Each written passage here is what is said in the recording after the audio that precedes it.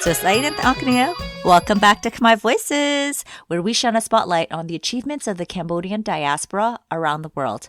I'm your host, Vani, aka Vanny. We are back to our regularly scheduled program.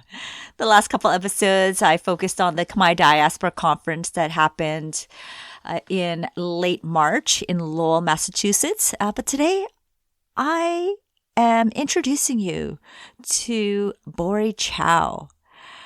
We connected back in late March, and you may know him better by his stage name, G-Funk Supreme.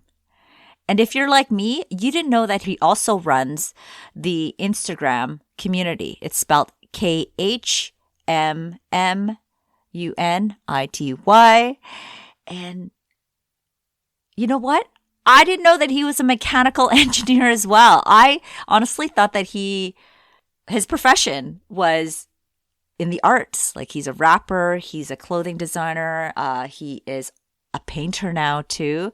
But yeah, we dived into that in this conversation. And obviously we talked about his day job as well as a mechanical engineer. You'll discover how he overcame stereotypes, pursued his passions, and built initiatives to uplift the Cambodian community. Now, I asked him for a bio, and being the artist that he is, he sent me something a bit different. It's in second and first person. So I'm going to read you exactly what he sent me because I think it's a pretty cool bio. Okay, quote. Though I've written bios before, it's kind of hard to look back and think of all you've done and try to sum it up to show who you are. As I think about it more, the perspective on how I want to be remembered is what hits home for me, and what I wish to leave and share in hopes of inspiring others is what made me write this. G-Funk Supreme, Long Beach, California rap artist, entrepreneur, and creative, most notably known for his music with songs like Cali Grammar being featured on Hulu, witty word flow, and West Coast melodic rap, to his philanthropic motto, from mud to gold, using his community platform to share perspective from a Cambodian culture through arts, clothing, traditional food making, and giving it a modern twist, a definite voice of the culture who aims to elevate the modern day Cambodian experience through his perspective. There's a line I heard one of my favorite rappers say, J. Cole, and he said to find beauty in the struggle. And I sat with that line for years. To be able to tell our story to the world from a perspective of the glass half full, given the cards we've been dealt, shows the strength and resilience of our people, and I'm just the vessel hoping to convey that message to the world. End quote. Okay, Wong Faon, I hope you enjoy this episode with the inspirational, creative, and multifaceted Borey Chau. Oi, hey, turn up. Borey, welcome to Khmer Voices, the man also known as G-Funk Supreme and Community. Hey, turn up. Hola, ¿cómo estás? So slay. So today, Schnapps May is coming up too. Yes. Actually, I'm leaving to Cambodia in like 3 weeks, so I'm also spending New Year's. Yeah, I'll be spending New Year's over there too. Have you been there recently? I've been there in 2019 was my first time. It was life-changing. And so this would be my first time since then. But I know like so many has changed, like so many things from like technology, culture, people, and stuff like that. So I'm excited to 7 be there. years, yeah. And that the country is just growing drastically or developing drastically. Definitely. Do you have plans on meeting people there? I know aside a lot from of people visiting there. family? I know Funky.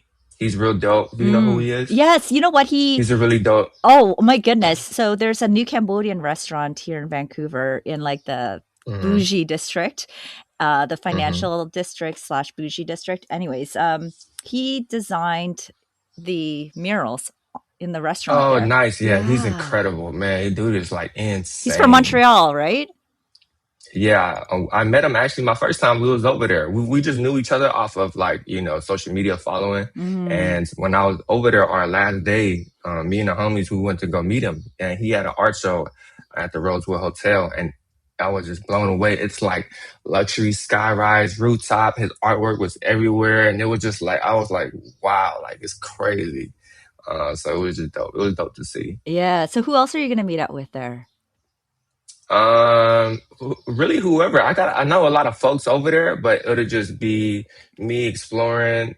So we'll be in Phnom Penh for the first day. We'll go to Siem Reap, and then another week we'll go to Vietnam later. So it's kind of like really tight packs. But I really just want to mingle with the people and really get immersed with just the crowd and just culture, right? You know, I love videotaping, or I love just talking to just people on the street, just regular random people, and just getting a sense of who they are. And so I don't really have an agenda on who I actually want to meet, but I have an idea of like what I want to capture and what I want to document. How long are you going to be there for? That's my main thing. I'll be there for like about a week. Oh, wow. That is jam-packed. Really jam-packed. 3 spots in a week. But I got all my equipment ready. And so, I'll be in Cambodia for a week and in Vietnam for a week. Oh, I see. Okay. Yeah. I mean, that's still... But yeah. That's still a lot. But I'm excited for you. Yeah. Okay, so I introduced you as the rapper and the community advocate, but people don't know. I didn't know that you're an engineer as well. So we're going to talk about that. But before we start, can you just tell us your beginnings, your origin story? My origin story. I always feel like it's kind of weird when you got to do like little bios and stuff. Because I naturally am just like a people person. I like to just have conversations. And so like, even when you requested it, like on the email, like, tell me about yourself. And I'm like, I don't know. Like, you know, but it's just, let's say I was born in Arizona, but I didn't really remember too much. I moved here to Long Beach about 1. My family sold like this furniture business that they had with their friends, came to Long Beach, and then been here ever since, for the next, I don't know, like 35 years or whatever like that. And so, yeah, I mean, for the most part, I had a pretty similar upbringing to a lot of my, my peers and stuff like that, where, we're going to school, low level income, apartments, but we were really rich in spirit. You know what I mean? I felt like the families and friends that we had, we really embraced each other a lot. Even though we're like living in these rougher neighborhoods where demographic is, a lot of discrimination, gang wars, stereotypes, like you name it. Like everybody hear the stories about how Long Beach was in the 90s, and, definitely can agree to like whatever you guys are probably hearing. But, the experiences of all those things is what made really me who I am today. So fast forward, moving to Long Beach, went to Whittier where I met a lot of my friends, same friends that I actually have now. So it's like 20 plus year friendships. Went on to Marshall Middle School. That's where I met a lot more of my friends, but that's where I started like figuring out my love and passion for poetry. So I took poetry class in middle school. So that was like the spark of like me, I don't know, I guess rhyming or rapping. But I took poetry because I wanted to talk to girls. And so I started like, so yeah, that's how that worked out. And I guess it worked out. It worked out, yeah. I guess it worked out. And then, another one of my buddies, he came with his cousins rapping, and I was just blown away. I was like, I've never heard Asians rapping before. And so like, to that day, I was like, let me listen to it. I just became a fan. I was like, man, that's us. Like, I just became so connected to like, man, that's who we are. You saw the representation. And from there, I just wanted to be like them. I was like, I want to be like y'all. And so brought me to his house. We was in his studio, which was just his bedroom and a closet with a microphone. And that's really how that started. I always remember my poetry teacher, even to this day. Like I talk about her a lot in my interviews. Her name is Miss Martin, but she since got remarried, and she has a different last name. So a little side story. I wrote a book, right? And I always was shouting her out, like shout out to Miss Martin, my poetry teacher. And I've been looking for her for the longest. And so like, one day I spoke to my sister. I was like, hey, like, like I'm looking for my poetry teacher. And she was like, hey, really random, but like, did she get married? I was like, I don't have no idea. And I found out my sister worked with her son. And then she relayed the story to the son, and the son reached out to the mom, and the mom reached out and said, "Hey, I actually got remarried. That's why you never found me on anything. Oh, what's her Because my name name is now? not the same here." I don't know, Oh, okay. We're going to but I shout her just know her out, as but Miss. I just know her as Miss Martin, but she got remarried, moved to like Alaska with her new husband, and we just connected. And I sent her out a bug, oh, and I just showed her. I was like, "Yo, like this is like what blooms from those poetry classes." And so yeah, that's a little bit about like my middle school journey. Went to high school. High school is fun. You're with the homies. You're being a bad little kid and just doing whatever. So I started rapping more creatively for fun in high school, but never seen it as nothing, right? I never like thought I wanted to be a rapper or anything like that. I never even thought about college, honestly. I just thought that school was something you had to do. And I just wasn't sure of what my future was going to be like, because I just, I don't know. I was still a young kid trying to figure it out what I wanted to do. My eldest sister was the one who enrolled me into college. She was just like, "Well, you're gonna do something." So working with Subway, part-time job, and we're just going to college just to go, because I felt like I haven't fully transitioned yet into adult life, and so I still needed somebody to guide me into where I needed to be. You're lucky you had her. Did she have someone to guide her? No, she was the oldest. And so even when she came to America, like, you know how it is, like she got to help take care of the family and all that. And so I think she was just making sure like, yeah, I'm gonna help you out and make sure you're going the right path. So shout out to sis, Your you know what I'm saying? sister. Yeah. And so anyway, yeah, I was just taking college classes. I really didn't know what I wanted to be, a poetry teacher. And so they made me take like some boring ass English class. You got to write an essay, this and that. I'm like, no, like I just want to rap. I don't want to write no thesis paper, like none of that. It just fast forward. I was like, yo, this is boring. And then I met up with some counselors. They was like, what do you like to do? I was like, I don't know. I'm Asian, right? I like math. Like I like math. Like it's easy for me. Like I could do it all day. They was like, well, why don't you just take some science classes and go be an engineer? And I was like, what is that? Like, what is that? Wow, you Like, didn't, I you didn't didn't even understand. know at that time that what I didn't your understand the future was. terminology of like what I thought an engineer was like a mechanic. Like I thought, but it was just a term, mechanical engineer. And I was just like, whatever. Like, I guess like I'm already doing so much math. I'll take some science classes. Like, how hard could it be? And then I think as the years went by, I noticed how hard it was. I was like, yo, this shit is hard as shit. And I'm like, I don't know how I'm even doing in these classes. I have no friends and I'm just struggling. But I felt like so many people were surprised that I even was attempting it, and they just thought like, I don't think you're going to be able to do it, right? And I was like, I was like, why? Like, what's the big deal? I think that fueled me in the beginning to keep going and really like believing in myself. I was like, if I study hard, yeah. These people that doubted you, were they like your classmates or Cambodians? All kind of different people. It's you see people in class that look at you that you come from a certain demographic. I'm in sweatpants, I'm in sandals all day, and I'm just like just looking like a kid from Long Beach, right? And while these people are like, I don't know, look sophisticated, look whatever, and I'm just like, what's the big deal? Like, I'm here trying to learn just like you. However, back again to like those stereotypes, right? There's like, well, what are you doing in this class? Like, and I guess maybe in a way you're looking at it like competition. It's like, I'm competing against a kid who's coming in late every day in sweatpants and sandals. Like, so I'm like, I don't know. But in my mind, I'm like, hey, like these are my peers. So you see how there's a shift in perspective, right? Like I view them as peers. They viewed me as like, I don't know, someone whatever. Who shouldn't even be there. I guess. But so yeah, I mean, fast forward, that really fueled me to like just keep going, because I felt like every time I passed a class or I would study, I realized I was like, damn, I'm pretty capable of learning all this material and doing all this stuff. And so it kind of challenged me to prove me more right than to prove people wrong. So I stopped caring about what people were thinking about me, and I started caring more about my capabilities, right? My strengths and my willingness to like just figure it out.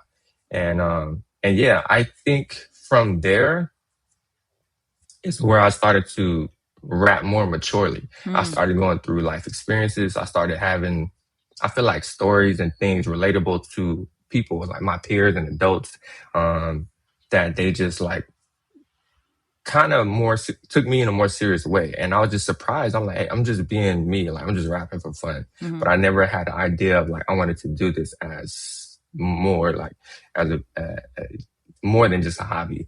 And, yeah. I have a question about growing up in Long Beach. You said that whatever you understand of or know of Long Beach, it's right, or Mhm. it has happened.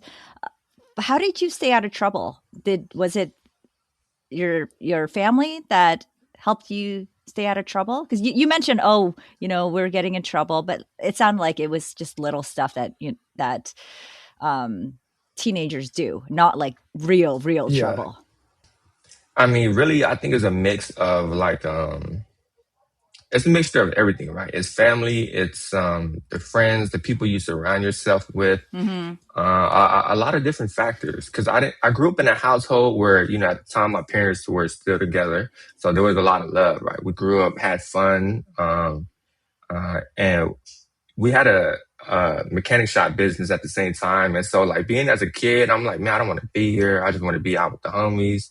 My mom was actually really strict. She didn't let me go out a lot during like middle school, high school. And if I did, like I had to be home at a certain time. So she was really on me for that.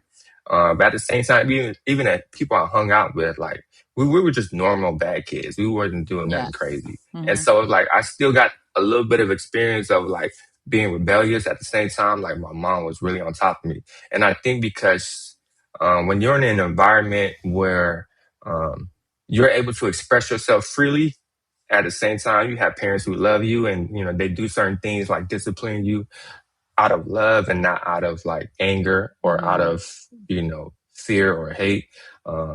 You get the sense that, and out of respect, it's like, okay, well, I respect you as my parents or my mom, and I'm gonna listen to what you got to say because obviously you're doing something right, or you're talking to me, or you're disciplining me for a reason. And so yeah, a lot of those factors is that, and so yeah. Yeah. Okay, let's go back to college. You decided that you're going to pursue mechanical engineering. Oh yeah. Were your parents proud of you when you enrolled in mechanical engineering? They must be. Like that's huge. I don't even really think they knew. They just knew like, oh, he's taking engineering. Okay. So my brother's a retired sheriff. He initially was working in county jail, right? And when he was trying to get me to follow his footsteps, and I didn't want to do that. I told him like, that's not my thing. Like, I don't want to be like you. And he was like, why do you want to go to college? And I'm like, that's just what I want to do. I think he was more not against the idea of me finishing school, but he wanted to make sure I had a path and I had a plan. And he was like, here's what worked for me. Like, I want you to do the same thing. I think everybody was surprised, quite honestly. I don't think they knew I was that smart or that capable of like doing engineering, physics, like, and all that stuff. Honestly, I was surprised myself. I'm still surprised to this day. I think about it and I kind of laugh all the time. So you posted something in your Instagram stories. What are you working on now? I think it was someone else who wrote that story, but you had reshared it. Can you remind me what it said? Yeah, so on Facebook, there's a group that Cambodian professionals group or something like that, and I had wrote, I was like, hey, I'm a mechanical engineer. I'm looking to link up with other Khmer folks that might be in the space because I wanted to develop products. I'm into retail and consumer goods. That's like things I'm passionate about, right? And I feel like being like a product developer, manufacturer, I just felt like I could start making things of my own for, my own good of like what I feel like would do well in a consumer based, reality. And so I started working with, I do clothes too, right? So I have like my own brand and my own clothes that I sell. I started working overseas with retailers or with manufacturers overseas, and I noticed the cost per unit. And so I'm speaking in terms of like manufacturing stuff, right? We'll buy stuff that might be like $50 over here. And the reason why I started making my own clothes was because I couldn't afford designer stuff back then. I couldn't afford Billabong, Hurley, whatever like that. even though I couldn't afford it, I was still fresh though. So like, but at the same time, that's what led me to like, you know what? I don't really care about like brands, right? I just stopped caring about brands because I couldn't afford it. But at the same time, I was like, I don't really look that. It looks cool, but it's just like I never had a thing for it. And then I realized when I started making my own clothes, how much support I was getting and how good it felt to just wear like something that you made. Mm-hmm. How old were you when you And started so making your own clothes? I think my first shirt, I was probably like 19 or something like that. But my mom, she used to hang day back then too, right? And so, you know, similar to a lot of kids, like we'll see her sewing clothes in the kitchen, in the garage or whatever like that. That's just how our lives was. So that was pretty common. And so I was already familiar with like just that whole setup, but not until like 19. I was like, damn, like this is what my mom used to do. And so like not until I made my own shirt and everybody was wearing it, I was like, oh, that's cool. Like, but I never thought of turning that into like some kind of business or whatever. Yeah. But yeah, I started. Go ahead. Oh no, I was just gonna say, you were in college then, and you started your clothing line, and you were exploring rapping as well. Definitely. Yeah, I think that's when I took rapping more serious and I was making like my first mixtape. I was like, giving out CDs out the car. I was doing shows, free shows, and I was just like, I was busy. Like I was like a busy bee. I was in a relationship at that time. So it was just like a lot of things going on. So like at school, making clothes, working on music and just having like a fun time with the homies, like, and no real responsibilities, right? I don't got no real bills. I'm paying a cell phone bill. I'm waiting for financial aid to hit so we can ball out. We can go do stuff and, just have fun. That was really my life, like in my early 20s, and not until. Did you have an understanding that you wanted to uplift the community at that time in your life, or were you just exploring? I think it was more the music. When I realized music had a certain level of connection with people, that's what helped me build my character. I was like, man, like the way I'm able to represent myself on a microphone or just in person. Even with my undergrad studies, I noticed I was like, people started to gravitate towards my story. And I was like, man, that's kind of wild because I'm really just like you. Like I'm going to school, I'm just working on it. I'm just trying to figure it out. But I was very transparent with my process throughout this whole time and even to now. And I think people respect that because I never sugarcoated anything. I was just like, yo, like this is exactly how to do something. And I feel like I found a way and I want you guys to come with me. So that was like my motto. I was like, I was transparent, like this is what I'm doing. And I was just always like giving a hand back, right? I was like, look, like, come on, like I found a door, I found a way out, like come on, let's go. And I think a lot of people resonated with just that idea of like, man, like, when something's good, like, you give back. And so, I was never about me taking something for myself. It was always more like sharing. Growing up, like we were taught that very early on. It's like, watch out for your friends. You guys go eat, like take care of each other. So we was young, like first, second grade, buying chips, like, looking out for the homies. Like you want chips, you want soda, like or whatever. Like, so we really got instilled that early on. And I think that just kind of carried on throughout my life. So, yeah. What did your parents think of you rapping and making your clothing line and going to school? Like, did they wonder like what you were up to? I mean, my mom was definitely shocked. I'm a lot closer to my mom than my dad. My dad, he was just working all day. A lot of traditional Khmer dads, like they're just working and they don't really talk to you. But my mom was shocked because I felt like she connected with seeing me make clothes because she was on day and stuff. And as a business owner themselves, like, they like the idea of me doing stuff for myself, right? And me making things and selling, like, essentially a business. And I feel like they were proud because I looked at life differently of not just going to school but like doing something for me on top of doing what they asked. Like, okay, he's going to school. He's doing what we asked, and he's doing his own thing. Like, how can we really be mad at him? And so every time I come home late or do stuff like that, I'm like, oh, whatever. Like, I'm still passing class. Like, so what's the big deal? You know what I'm saying?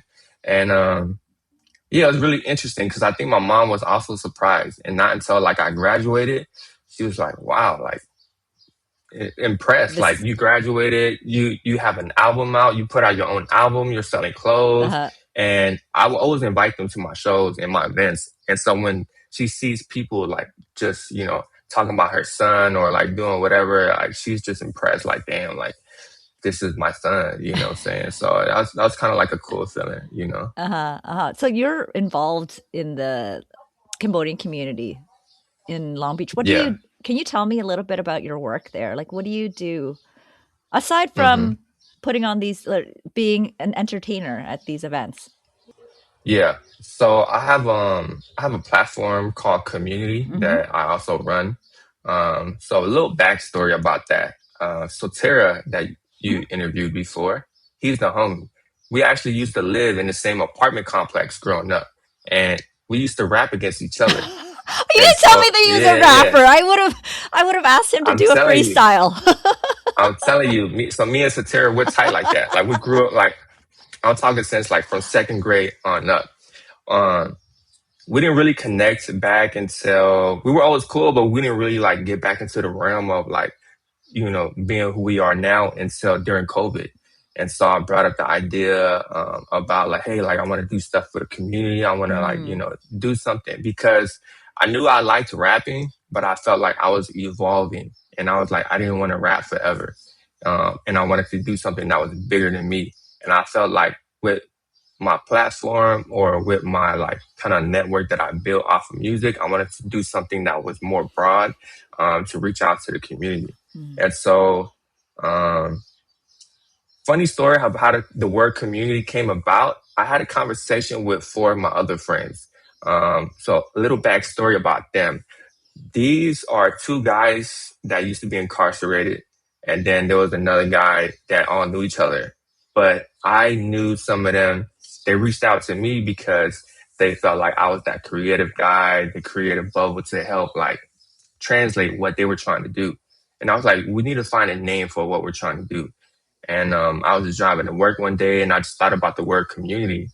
And I think maybe because I rap and I have a way with words, I thought community. I was like, wait, like I kind of just said, wait, come on, community. I was like, okay, that's the word right there.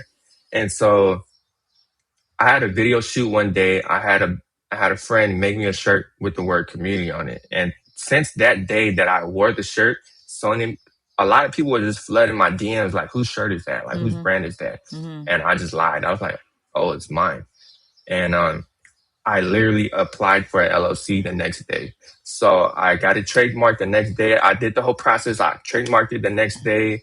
Already had an LLC prior to that. So I was like, okay, cool. Like, I'm going to have it under my LLC. And I was like, okay, this is something that's about to be big. I just didn't know what it was yet. And so with the page, everything that I'm into with music, with fashion, with street photography, with culture, anything that involves creativity, I wanted that to be the revolving idea of what community is. And I wanted to promote that amongst us because I felt like there were so many hidden talents and so many talented, crazy individuals that we don't really like, promote like that. I don't know why, but we don't make it seem cool. Like if you told some of the homies that are from Black, like, yo, I'm an engineer, like they view that, oh, you're a bookworm or whatever like that. But it's never like, oh, that's cool, right? Like the hip thing to do.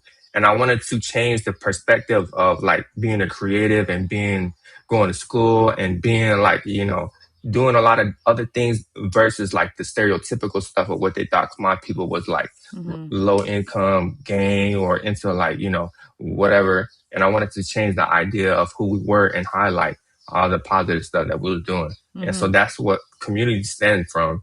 And I didn't want to be the face of it. So a lot of the stuff you'll see is just me posting about funny stuff, cool stuff of what people are doing, whether it's education, food, business, entrepreneur it's about the community stuff. Yeah. Yeah. Because I wasn't really sure either when I connected with you. I was like, by the way, are you behind community as well? Because I wasn't really sure. I kind of I guessed that it was you, but I never confirmed.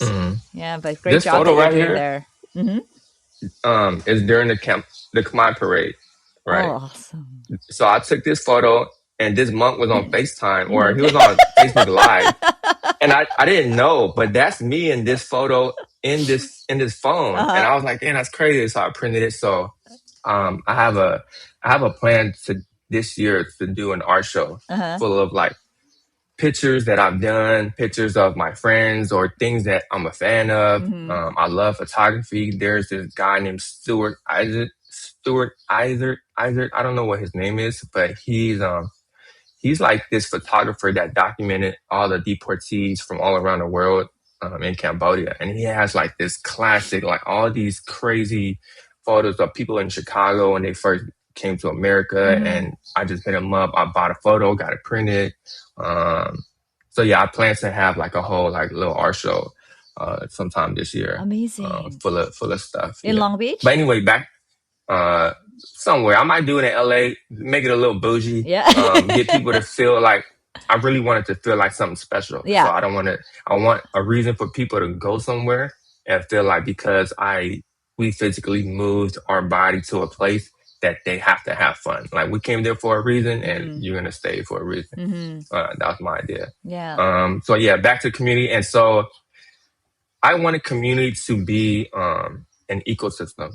That was my idea. I wanted to build essentially a garden of resources for people to feel like everything will recycle within this atmosphere, right? So me planting the seeds of whatever you can think of resources, from that stemming and blooming into a garden of resources where people are spending money within this ecosystem, buying shirts from different brands or helping out different businesses or a network of friends and different people.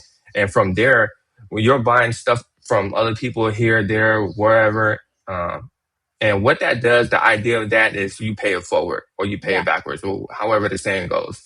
That end result will plant its own seeds and the garden will start to grow. So that was really my whole idea about it. Yeah. And I think it's been dope so far. Yeah. A lot of people don't know we've given out like all the clothes that I've sold that people buy. I take a big percentage of that and I give out scholarships. And so I think I saw we gave that. out we gave out 3 so far. Amazing. Yeah. And it's not like I'm not a fan of the whole corporate political like way of doing stuff. So it's just literally me and the homies like pulling up to a school. And so my first 2 scholarships was my high school. So I was real close with the counselors there, the teachers. I said, I want to find somebody. And so the way we connected was, I need you to help me consider who you think is a good candidate. And he found 2 people. It was a girl and a guy. A girl whose parents were, I'm not sure her full story. I don't really want to put it out there, but I think it's just her and her brother that live here. And I don't know who she lives with, but she's just like working a job in high school and trying to like, take care of herself and her siblings. She didn't have parents to take care of for them. No. Okay. But these are like those underdog stories that I wanted to highlight and help out. They didn't know, they didn't sign up for no scholarship. They didn't like anything. I was just like, I monitored them for like 2-3 months. And I was like, that's exactly who I want to highlight is these underdog stories. Because it was people like me, because I also got a scholarship back in high school and that motivated me to go to college. And I was like, why did somebody give me a scholarship? I was like, I just wrote a paragraph like about, hey, I'm broke. My parents don't have money and I want to go to school.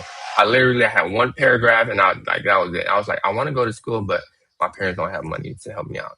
Yeah. And I got it. I was like, oh shit. Like, all right, I guess I'll go to school and I don't know, just so I can get the money. Well, but like the money wasn't the motive. It was the motivation.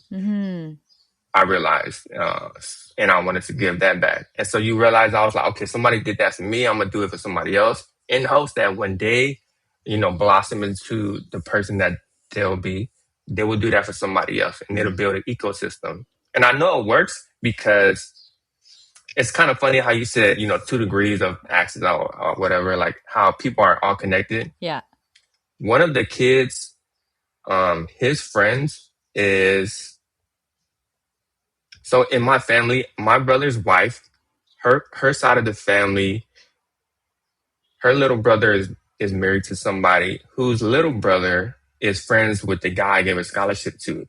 And he told me the day I was talking to him that he brings it up all the time. He was like, man, like G-Funk gave me a scholarship and I didn't even know. And I always remember that. And I was like, that's the whole point. It's like the things you do indirectly are gonna affect a lot of other people. Uh-huh. And it may stem from what happened in the past or whatever.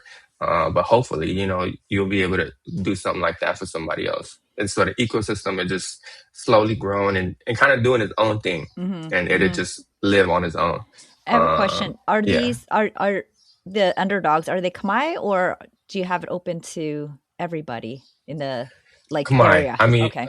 Yeah. Khmer, I wouldn't say like fully Khmer, but you got to have some sort of relation, right? Some sort of, demographic in this Khmer world. Okay. So yeah.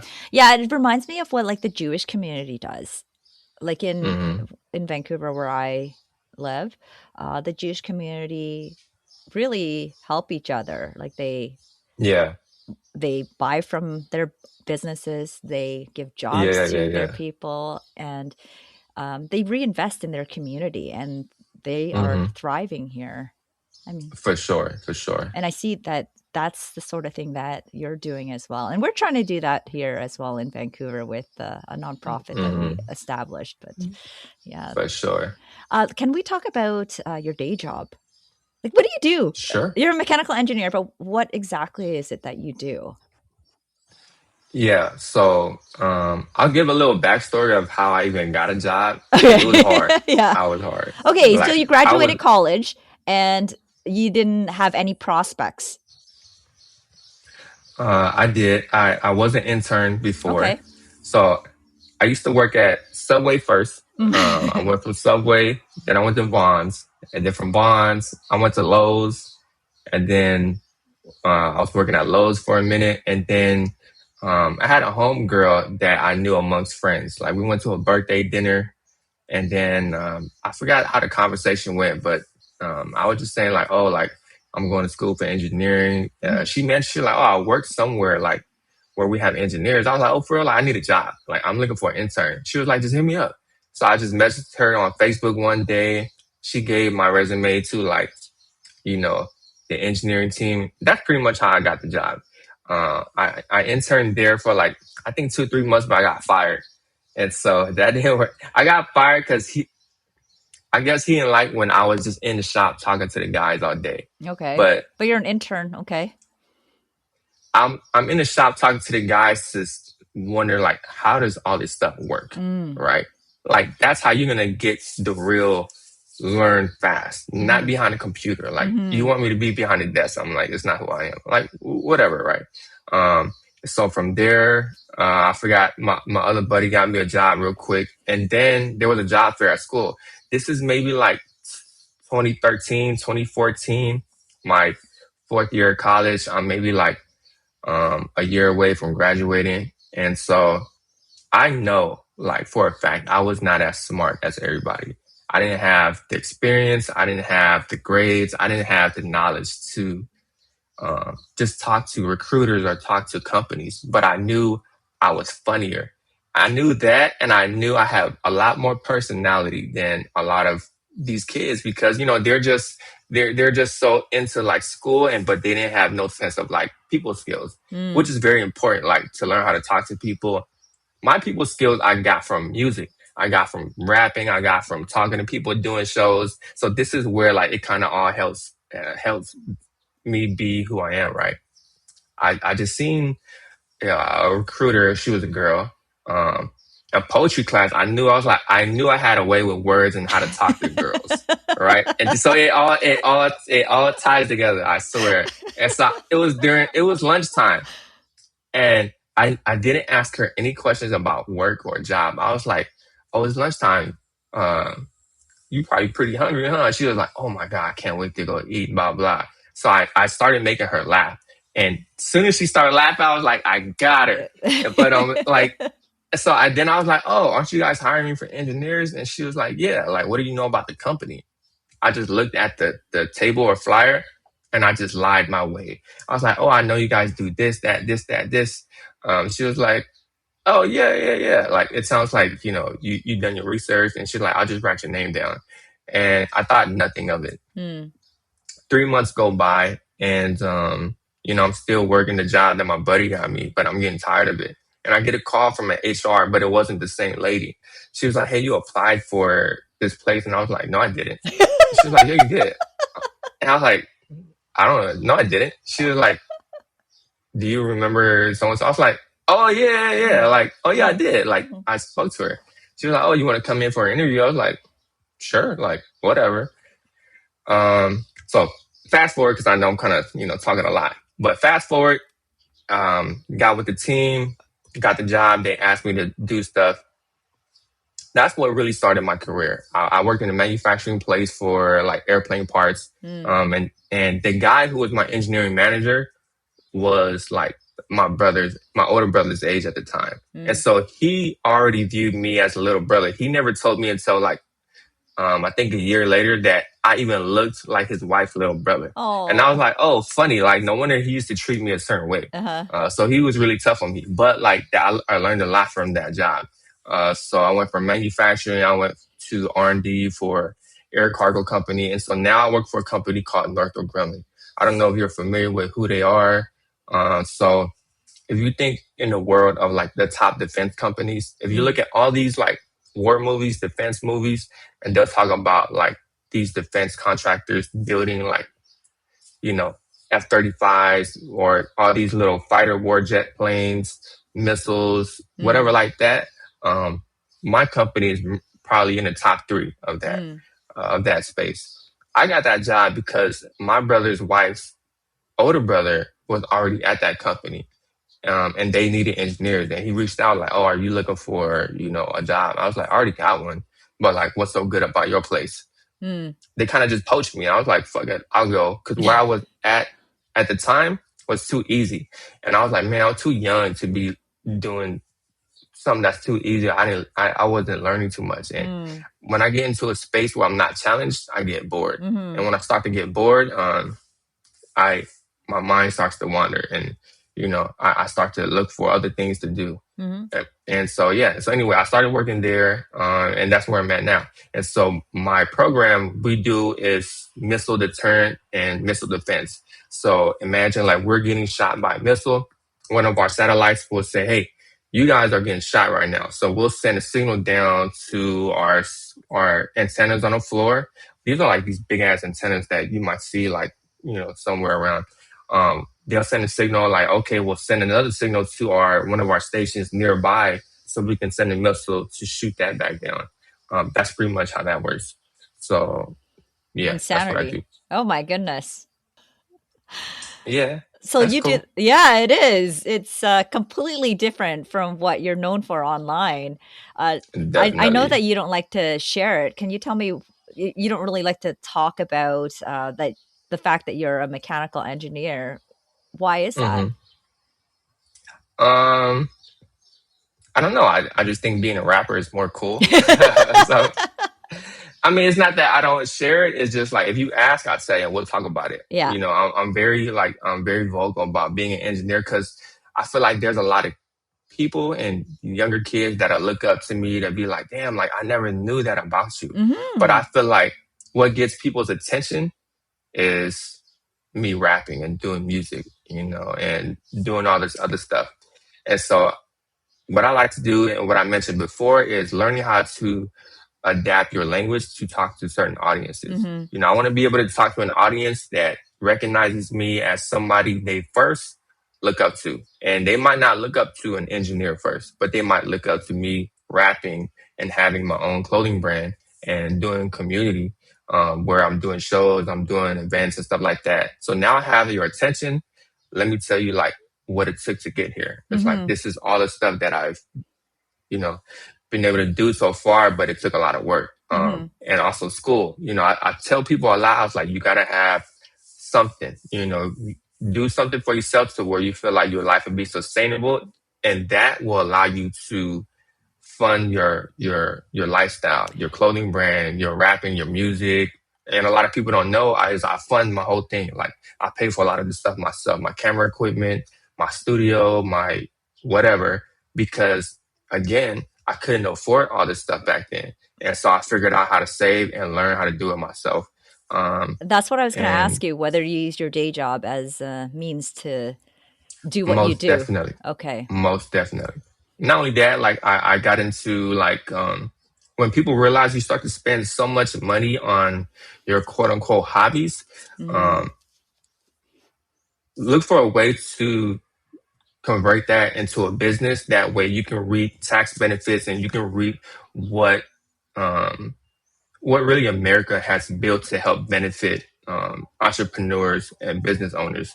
And if you do it right, it'll work in favor for you. And so it's fine by doing it as a hobby all day long, but you want to be able to reap the benefits of having a business, right? It's your tax breaks, your write-offs, and doing all the stuff that comes with it. And so I'm not really familiar with like the tax system in the US, but I'm just wondering, like, what is the advantage? Do you get more advantages as a business versus filing your taxes as an artist? Yeah. Yeah. So the reason why I have an LLC is because as an artist, you want to have something protecting your identity, right? You want to have like, this is a different entity apart from who I am as a person. If I was to get sued, they'll sue the company, me as an artist and not me as a person. Me as a company, I don't got no money, you know, on record. I don't got no money as a company. I'm $0. So you're protecting your personal assets. Of course. So I have zero profit. I paid more to have the business operate than I was actually getting money. However, you know, when you go talk to your tax people or whatever like that, you know, there's what is called profit loss. And because I have a day job, what that does is like, okay, well, we want to keep you in business because, you know, you're still paying taxes. We're collecting off of you, but we'll help get you more on your personal taxes because you're using that to fund your business. And so the way that works out is like, okay, well, we want to help you, you know, fund your business and do more. It doesn't look like you're getting profit at least. And so like that is how that works out.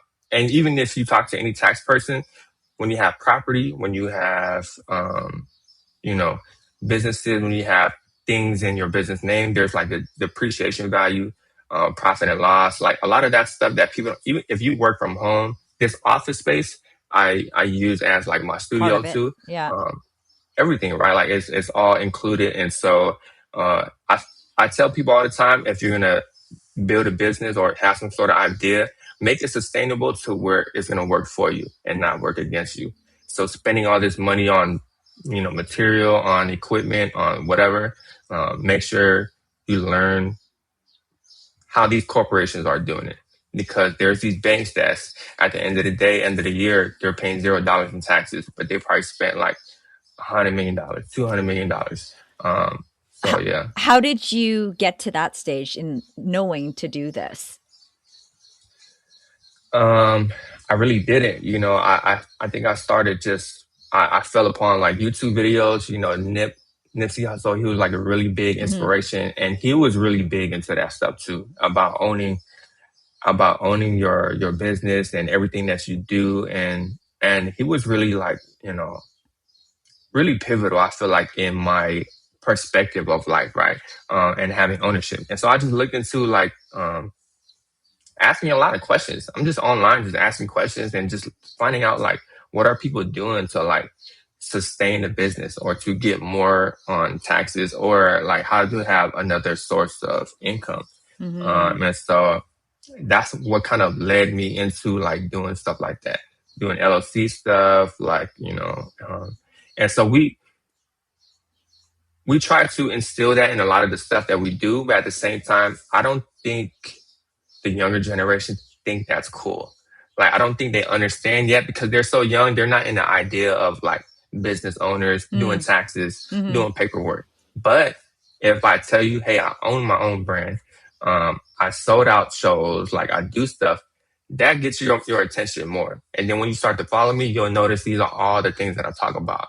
And so I don't really try to sell people on what's behind the scenes and what you have to do to operate a business, but I rather sell you more on, you know, who I am and what I do and the cooler stuff about it just to get you in first. And then you'll realize like, damn, there's a lot more to it. But now that you got my attention, I want to stay and I want to learn more and I want to see like, how do you do it? So yeah, it's been cool. Yeah, I think it's important though that you share this because people don't really know how to go about it and like how you're able to juggle your artistry with your day job. And now you've also picked up painting. You said that's recent. You didn't even realize that you were a painter. And it looks beautiful. I mean, like your art that you've shared on Threads, beautiful. Thank you. Like how did that come about? Honestly, I'm personally, I just like to be creative, right? I love cooking. I love architecture. I love art. I love science. I love staring at stuff and wondering like, how did they do this or how did they do that? And I love art too. And I just thought like, you know, one day I want to start painting. I always had these grand ideas and like, I want to start painting, but I can't really draw. Like I suck at drawing, but I have ideas. I have really radical like ideas. So with the use of AI nowadays, it's crazy how I realize how much of a tool it can be if you use it the right way. And so I would take pictures, like pictures that I've taken or like references that I'll think about and I'll use AI and I'll place it in a certain way. I'll say, hey, help me make a picture that looks like this. And I want to add these ideas of mine. And it'll spit out this idea. And I'm like, that's perfect. And so I'll use that as a template. And I just start getting creative. I start to paint. And I think colors in itself, it's really, I don't know, it's something about colors that for me, it does something, it has some sort of frequency for me. Like when I see yellow, when I see red, blue, or certain colors, and it's just very calming for me. And I think it translates to like from doing music, how I'm able to express myself, to doing painting, to cooking food. It has like a very calming feature that I like doing. And so that's just why I started doing it, is just to chill out and just get into my little zone and kind of just like block out the outside world a little bit. I wonder, just based on the little pieces that I've seen that you've posted, you do have a lot of color in your pieces. But you describe it as calming. For me, I feel like there is a calmness to it, but there's also like this vibrancy because of all the colors. Like you're quietly calm, if that makes any sense. Definitely. I feel like you got to be bold with like who you are. And I think that's what comes from a lot of like who I am and how I express myself. Like I'm already a chill person, but when it comes to when I choose to represent myself or my people or my culture, I'm going to be very vocal and I'm very bold. Like I'm chill here, but when you see me on stage, I'm like, you know, very unapologetic. I'm very who I am, like in your face kind of guy, because I want you to understand, like, this is not a game. Like I'm here to represent for a lot of people that look like me. And I'm going to give you 1,000%. And I think it translates even with painting, right? It's like, yeah, I have like this subtle painting, but the use of vibrant colors is like very bold and it's going to catch your eye and catch your attention. And it's meant to tell you or be like, okay, like, we're here. It's very intense with an emphasis on like you said, we're here. And I didn't want it to make it come off as like a soft painting or like just like I feel like there's glance at. Yeah, there's like Satara said something in one of his posts about like amplifying our soft power. Like you're using it. There's a. I don't even want to say it's quiet. I said that, you know, calm. It's not quiet, but it's like it's attention grabbing, but not in like a aggressive way. Like it's captivating. Yes, captivating is the right word. Yeah, I think for a lot of Southeast Asian cultures, we're already very like a very laid back kind of like, you know, culture in itself. But there's a lot of things where, you know, like like kickboxing or like tattooing, where it's like it's such a sacred type of like spiritual activity, to where not unless you understand or take the time to learn the meaning behind it, you don't realize how powerful some of these things are. Like Saigon tattoos, it seems like just a regular tattoo, but not until people look into it, they're like, oh wait, this is actually really powerful. And I think, I think that's something that kind of relates. It's like, I'm not trying to present that I'm a painter, but you're going to see like within the painting itself, there's like things that are very intentional, things that are meant to just be there. Which I feel like us, right? We're just meant to be here, whether people like it or not. And so, yeah. So what do you hope to do in the next couple years as it relates to community, your G-Funk Supreme? So that's your stage name, right? And yes, ma'am. your new passion there, the painting. Yeah. So with the painting itself, I don't know. I just like painting. I want to be like the Cambodian Van Gogh or something like that. I'm trying to think of a name still. Like I want to think of an alias, because I don't even want people to know I paint. I just want to paint, and I want to like Banksy, like his identity was hidden for like years, and like his artwork is everywhere in the world, and I want to be like him. I'm like, I just want to paint and and be known for painting, but I don't want people to know who I am. Same thing like community, like it's not about me. It's about people. And so that's why you see a lot of stuff about just people and not me. So no touring with your paintings anytime soon, or in you might find it in like you might find it in like an art show, but you're not gonna know who I am. So it'll be under like a super random name, like that you won't even know it's me. But I'll just be walking around randomly, like So yeah, I really go on. I really just want to continue to grow, like the atmosphere of community, and I think the ecosystem has been blossoming, and a lot of people have been showing a lot of love. For example, like us talking here is being able to network and talk to a lot of creative people and talented people around, and dropping these gems and seeds. The seeds come from just a conversation that we're having, and continue to do that. And at the same time, while that does its own thing and sustains itself, I'm going to always do music. I love making music for fun. I love painting. I love being creative, but I really want to start documenting and telling other people's story within the way I do things. So a lot of people don't even know, like my songs are based on real people. It's not always about me, but they're always based around some sort of truth or some sort of story. And so, doing things like that or doing short story films, more than likely will be my next thing. Storytelling the idea of somebody else. How did you come up with your stage name, your rapper name? So Snoop, of course, he's from Long Beach, right? And their style of music is like the G-Funk era. And I was like, that's who I am, because I love Snoop. Like I grew up off of him. But now I was like, but I need something else. I need more. And so I was like, Supreme. I was like, okay, that's very like, that's big. That's powerful. I was like, G-Funk Supreme. I was like, okay, that's cool. And it's different. I was like, all right, that's me. And that's been me since I was like 19 years old. What do you hope to do with your rapping career? Honestly, continue to just put meaningful art out there that people like, listen to, and resonate with, and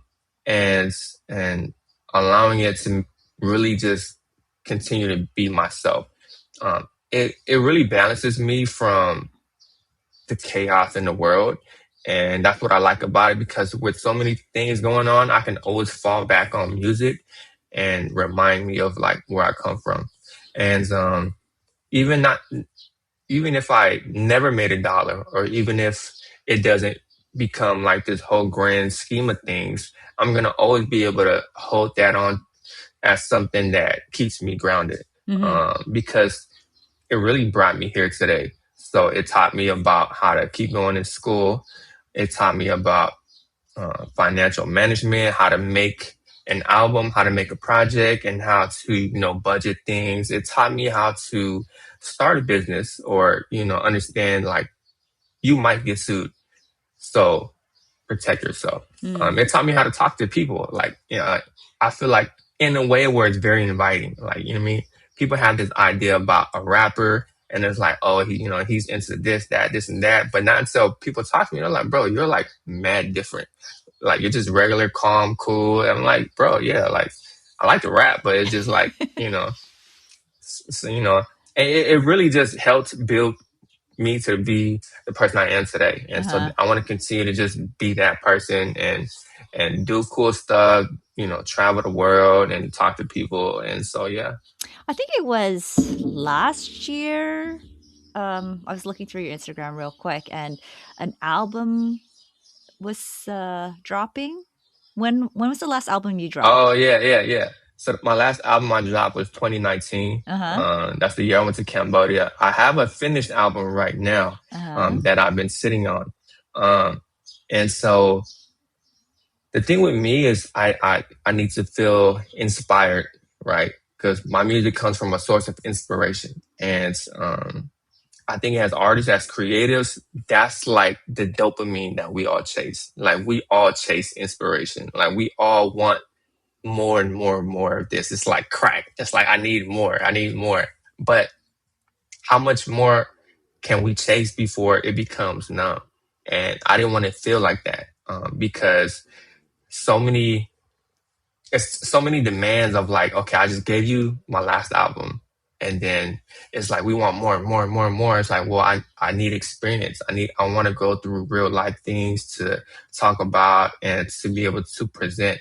And from that time to now, there's so many different changes in the world itself that I feel like is getting to a point where I feel motivated and inspired to release the album. Hence why I do different things like paint, cook, and make clothes.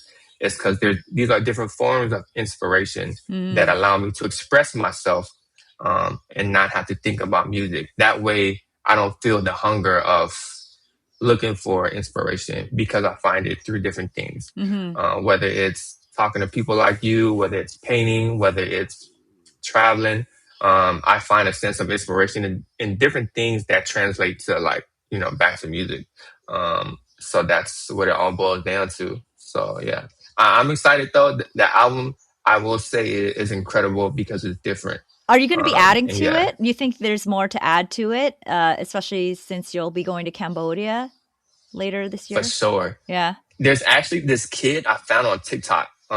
This Cambodian kid, I randomly found him, and he does covers of music, like American music, but he sings it in Khmer. And I was like, this is incredible. And I reached out to him. I was like, bro, I want you on the album. And he was like, let's do it.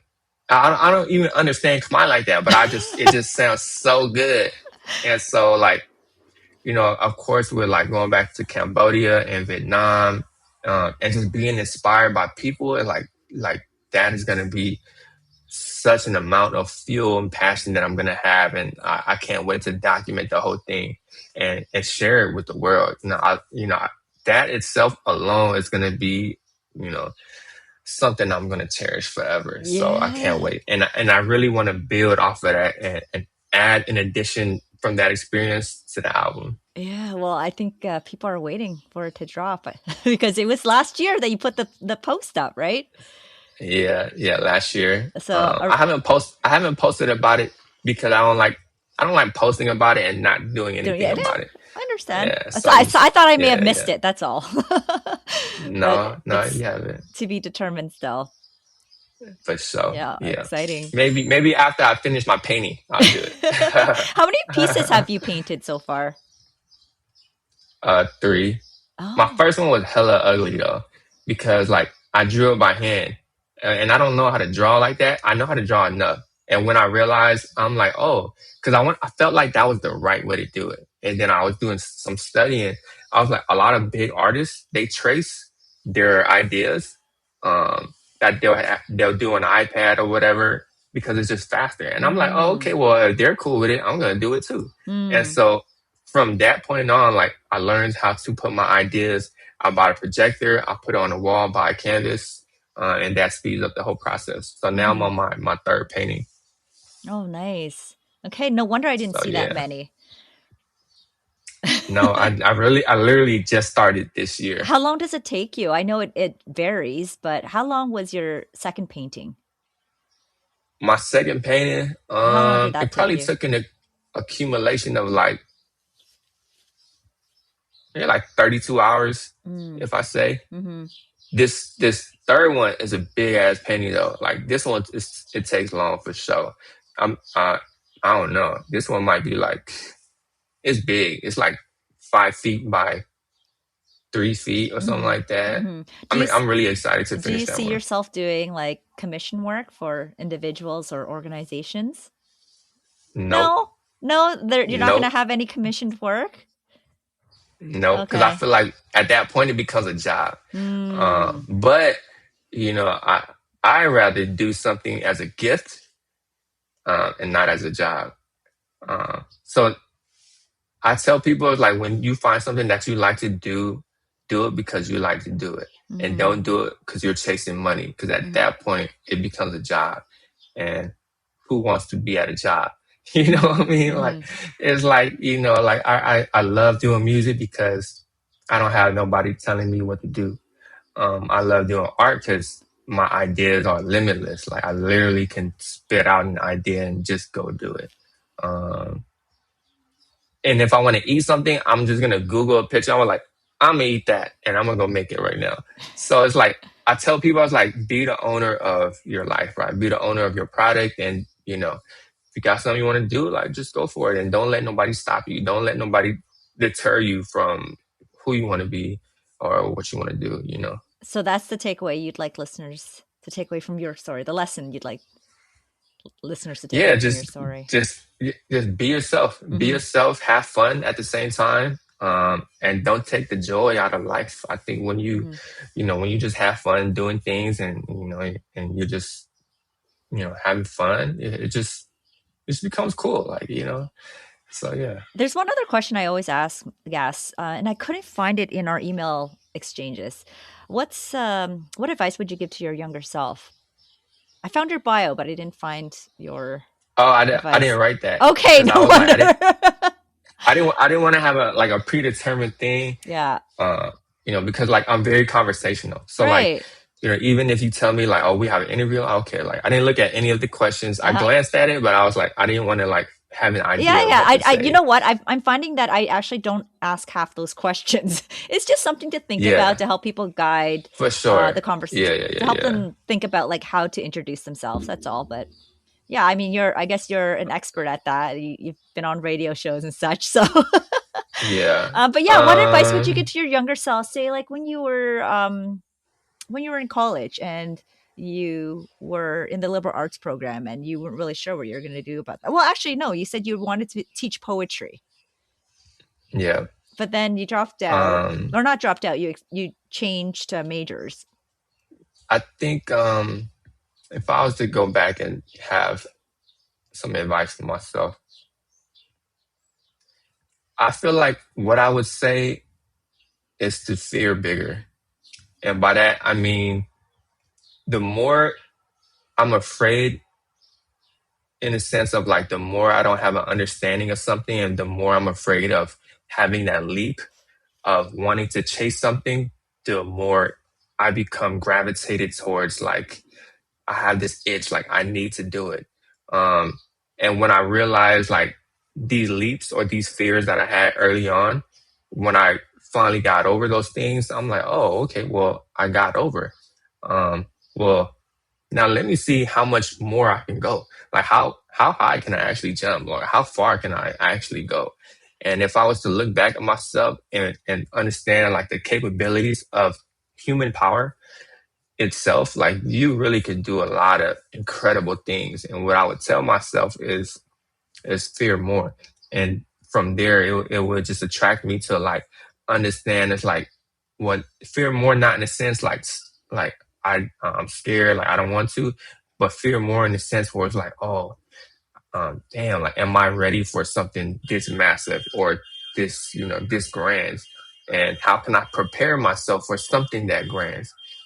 And by realizing the level of, you know, of process and what it's going to take for me to get to that point, if I can see how much more I could have done back then, now, it'd be crazy. It'd be like sky's the limit, which it still is now. But I think at that time I probably just wasn't ready. Like my life wasn't ready for um, what everything was to give yet.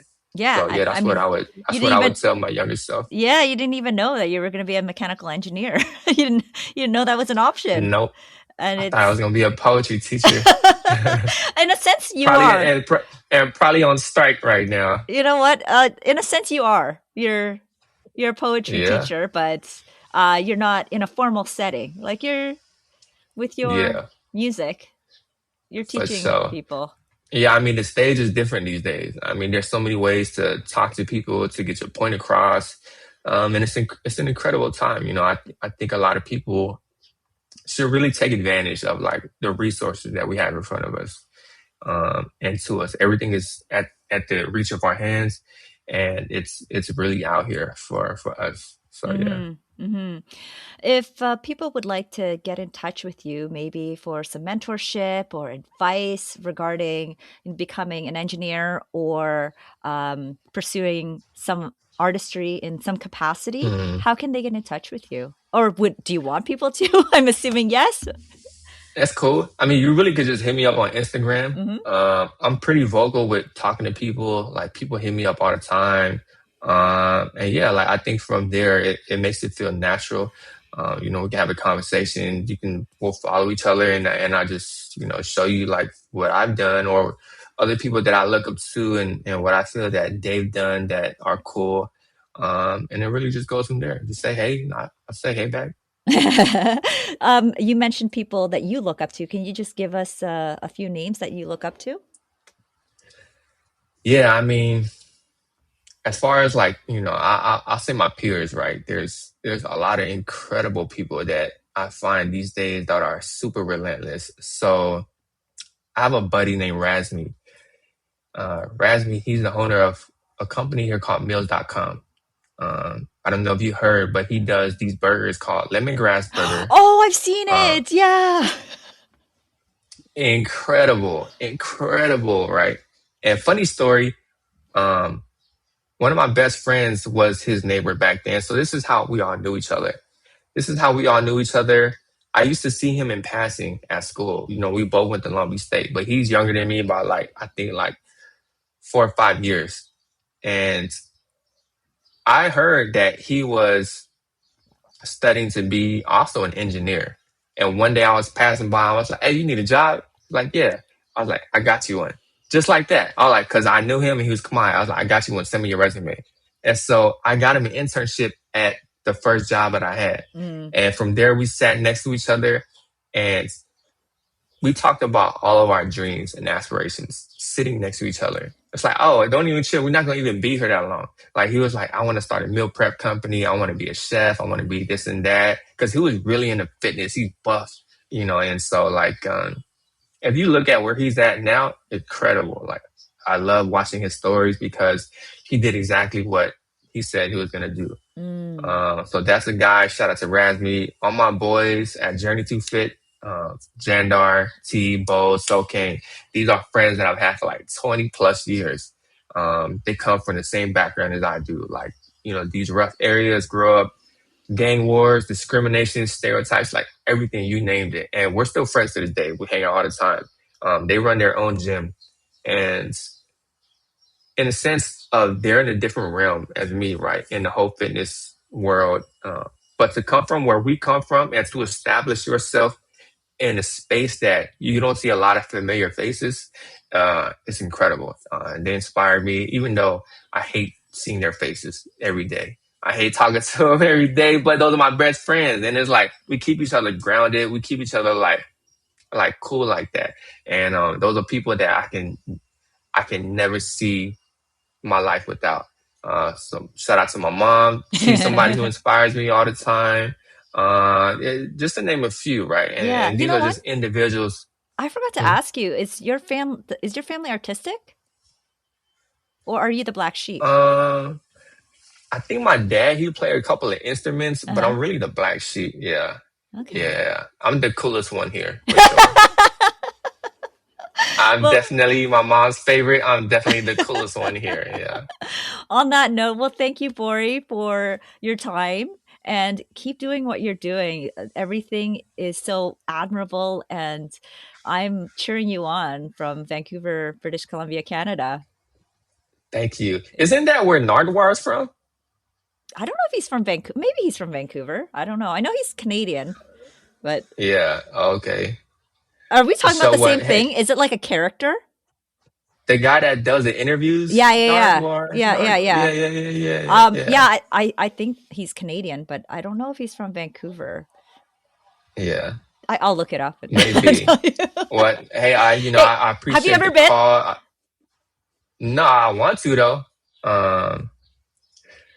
Me and Satira, we did this thing where I think New Year's, like 2 years ago, I reached out to all my network, right? And this is like Khmer people all around the world. I was like, hey, send me a video saying Happy New Year's in Khmer from where you're from. And there's people from like London and all that. And I was like, damn, there's so many Khmer people around the world. I didn't even know we had Khmer people over there in Canada or Vancouver. Yeah. So, I mean, the biggest population's in Montreal, and then second would be in the Toronto area, and then Vancouver. We don't have Toronto, it. Like, we can't go there because Drake. We're Kendrick fans. That's why. I looked up where Narwar's from, and Omori, you're right. He is from Vancouver, British Columbia, Canada. So I didn't know that he made a name for himself in the U.S. and didn't know that people in Long Beach enjoyed his work. Don't underestimate us Canadians, I guess.